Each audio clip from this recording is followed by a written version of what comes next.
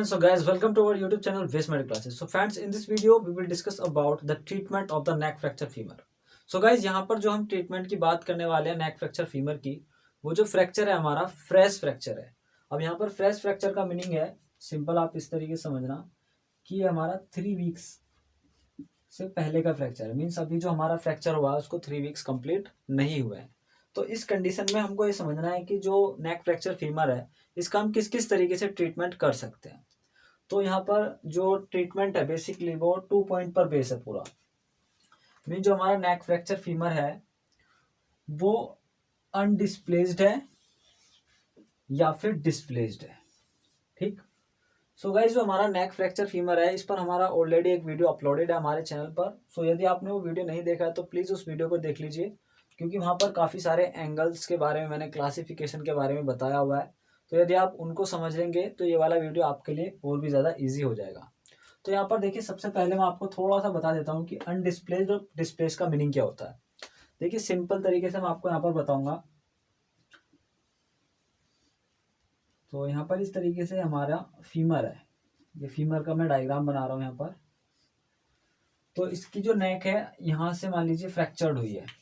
तो अब ये जो नेक है फ्रैक्चर होने के बाद इसमें ये जो इसका हेड है मीन्स डिस्प्लेस नहीं हुआ है, अपनी जगह पर है। अगर ये अपनी जगह पर है तो इसको हम कहते हैं अनडिस्प्लेस, और यदि ये हेड शिफ्ट होता है तो इसको हम कहते हैं डिस्प्लेस। तो सबसे पहला जो पॉइंट है वो ये है कि जो ट्रीटमेंट है वो कंप्लीटली डिपेंड करता है कि जो हमारा फ्रैक्चर है वो अनडिस्प्लेस्ड है या फिर डिस्प्लेस्ड है। तो अब इन दोनों ही कंडीशन में अलग अलग तरीके से हम ट्रीटमेंट करते हैं।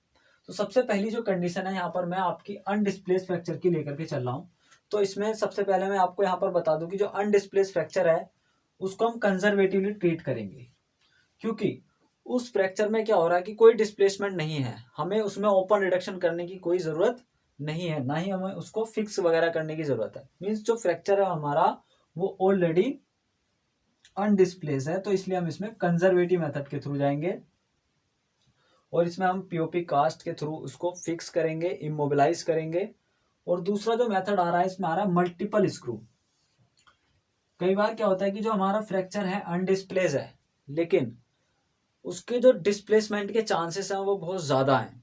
तो उस कंडीशन में हम मल्टीपल स्क्रूज को फिक्स करते हैं और जो हमारी नेक फ्रैक्चर फीमर है इसको इस तरीके से हम फिक्स कर देते हैं स्क्रूज के थ्रू।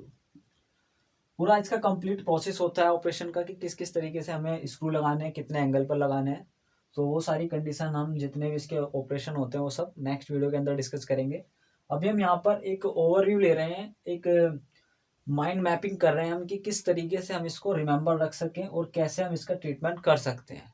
ओके। सो यहाँ पर देखिए, मैंने आपको अनडिस्प्लेस क्लियर कर दिया है। अब हम बात करेंगे डिस्प्लेस की। अब क्या हुआ है कि ये जो आपकी हेड है बेसिकली जो नेक फ्रैक्चर फीमर हुआ, अब ये जो हेड है ये आपका शिफ्ट हो गया। यहाँ पर मैं आपके लिए एक डायग्राम बनाता हूँ, देखिए।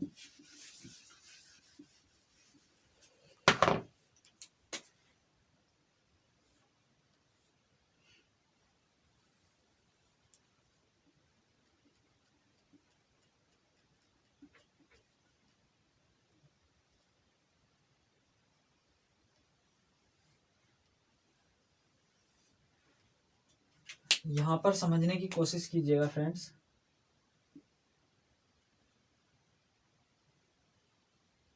तो यहाँ पर आप ये देख रहे होंगे कि यहाँ पर ये डिस्प्लेसमेंट हुआ है, यहाँ पर ये जो फ्रैक्चर है डिस्प्लेस्ड हो गया है। तो अब इस डिस्प्लेस्ड फ्रैक्चर को ट्रीट करने के लिए सबसे पहले हमें इसका डिस्प्लेसमेंट ठीक करना पड़ेगा। ठीक है। तो उस डिस्प्लेसमेंट को ठीक करने से पहले हम सबसे पहले पेशेंट की एज देखते हैं कि उसकी एज कितनी है। तो यहाँ पर यदि हमारा पेशेंट है उसकी एज 60 से कम है तो उसका एक अलग प्रोसेस है, उसको हम अलग तरीके से ट्रीट करेंगे। और यदि उसकी एज 60 से ज़्यादा है तो उसका एक अलग प्रोसेस है।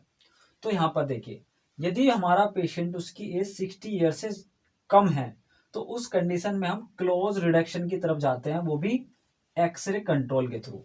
मीन्स एक एक्सरे मशीन होती है जिसमें हम देखते रहते हैं और पेशेंट का जो अनडिस्प्लेस मीन्स जो डिस्प्लेस हुआ हुआ फ्रैक्चर का फ्रेगमेंट है उसको हम अनडिस्प्लेस करते हैं, उसका रिडक्शन करते हैं। तो रिडक्शन करने के भी अलग अलग मेथड होते हैं, जिसमें कि हम ट्रैक्शन का यूज़ कर सकते हैं और हम बेसिकली मैनिपुलेशन का यूज़ करते हैं, उसको खींच करके उसकी जगह पर उसको बैठाते हैं बिना किसी ओपन कट के। हमने कोई ओपन कट नहीं किया, इसीलिए हम इसको क्लोज रिडक्शन कह रहे हैं। तो अब यहाँ पर हमने क्या किया, बेसिकली क्लोज रिडक्शन किया है, वो भी एक्सरे के सुपरविजन में। एक्सरे में हम देख रहे होते हैं कि वहाँ पर बोन जुड़ी है, मीन्स एक जगह पर सेट बैठी है या नहीं बैठी है, मीन्स अपने प्लेस पर। ठीक है, तो यहाँ पर देखिए, अब इसमें भी दो कंडीशन है। यदि आपका रिडक्शन हो जाता है, हमने रिडक्शन किया, मैनिपुलेट किया उसको, ट्रैक्शन के थ्रू ट्रैक्शन लगाया, और यदि रिडक्शन हो गया, तब हम उस कंडीशन में मल्टीपल स्क्रू लगा करके उसको फिक्स कर देंगे। मान लीजिए यहाँ पर ये बोन है, अब इसका ये जो डिस्प्लेसमेंट फ्रैक्चर है, जो डिस्प्लेस हुआ है इसका हेड, यदि हमने इसको क्लोज रिडक्शन के थ्रू अपनी जगह पर बैठा दिया, अपनी जगह पर इसको लेकर के आ गए, तो उस कंडीशन में हम मल्टीपल स्क्रू लगा देंगे और पेशेंट को पीओपी कास्ट लगा करके छोड़ देंगे। तो ये हो गया एक प्रोसीजर, यदि हमारा रिडक्शन पॉसिबल हुआ तो। अब दूसरा प्रोसेस क्या है, मान लीजिए यदि रिडक्शन नहीं होता है, तब उस कंडीशन में हमको ओपन रिडक्शन करना पड़ेगा। मीन्स जो हमारा फ्रैक्चर वाला पार्ट है, मीन जो हमारा नेक फ्रैक्चर फीमर है, हम इसको ओपनली जाएंगे।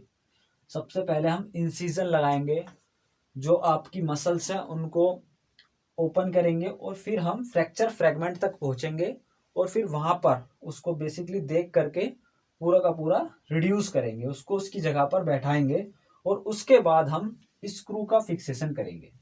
तो यहाँ पर हमने दो कंडीशन देखी, यदि रिडक्शन हो जाता है तब हम स्क्रू लगाएंगे, और यदि रिडक्शन नहीं हुआ तब हम पहले उसको ओपन करेंगे, फिर रिड्यूस करेंगे, और फिर उसके बाद हम स्क्रू का फिक्सेशन करेंगे।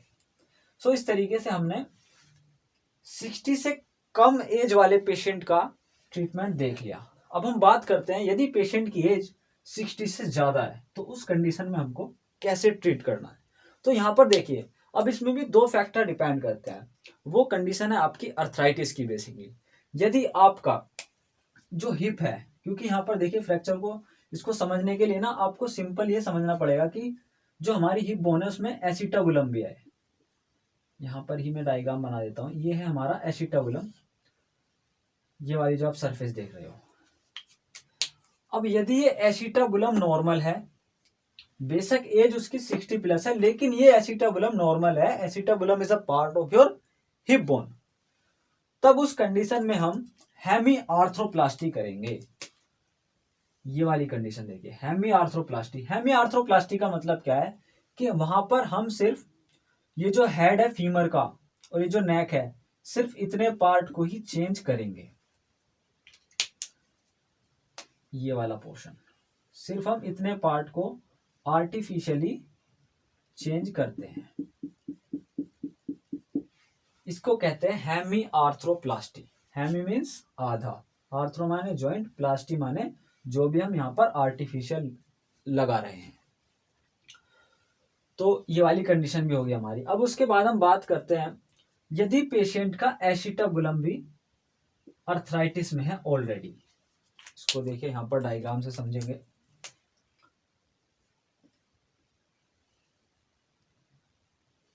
ये है आपकी फीमर और यहाँ पर है आपका ये एसिटाबुलम। अब ये जो एसिटाबुलम है ये भी ऑलरेडी अर्थराइटिस में है और यहाँ पर तो आपका फ्रैक्चर हो ही गया है। तो अब इस कंडीशन में हम क्या करेंगे कि ये जो आपका नेक है पूरा का पूरा ये और हेड, इस कंप्लीट पोर्शन को हम चेंज कर देते हैं, आर्टिफिशियली इसको हम लगा देते हैं। और क्या करते हैं, इसके साथ साथ हम जो हमारा ये एसिटाबुलम है इसको भी पूरा का पूरा चेंज कर देते हैं। तो यहाँ पर अगर देखा जाए तो हमने क्या किया, पूरे के पूरे हिप जॉइंट को ही चेंज कर दिया, इसीलिए हम इसको कह रहे हैं टोटल हिप रिप्लेसमेंट। तो यहाँ पर ये इस तरीके से कंप्लीट हुआ। सो गाइज आज की वीडियो में सिर्फ इतना है। यदि ये वीडियो अच्छा लगा है तो प्लीज़ हमारे चैनल को सब्सक्राइब कीजिए। और गाइज नेक्स्ट वीडियो के अंदर हम डिस्कस करेंगे इसका PT management, means physiotherapy management. उसके अंदर हम एक्सरसाइजेस की बात करेंगे कि कौन कौन से वीक में पेशेंट को क्या क्या कराना है, उसको कैसे बैक टू नॉर्मल लेकर के आना है। सो यदि आप वो वीडियो देखना चाहते हो तो हमारे चैनल को सब्सक्राइब कीजिए, बेल आइकन को क्लिक कीजिए। Thank you so much for watching this video. Thanks a lot.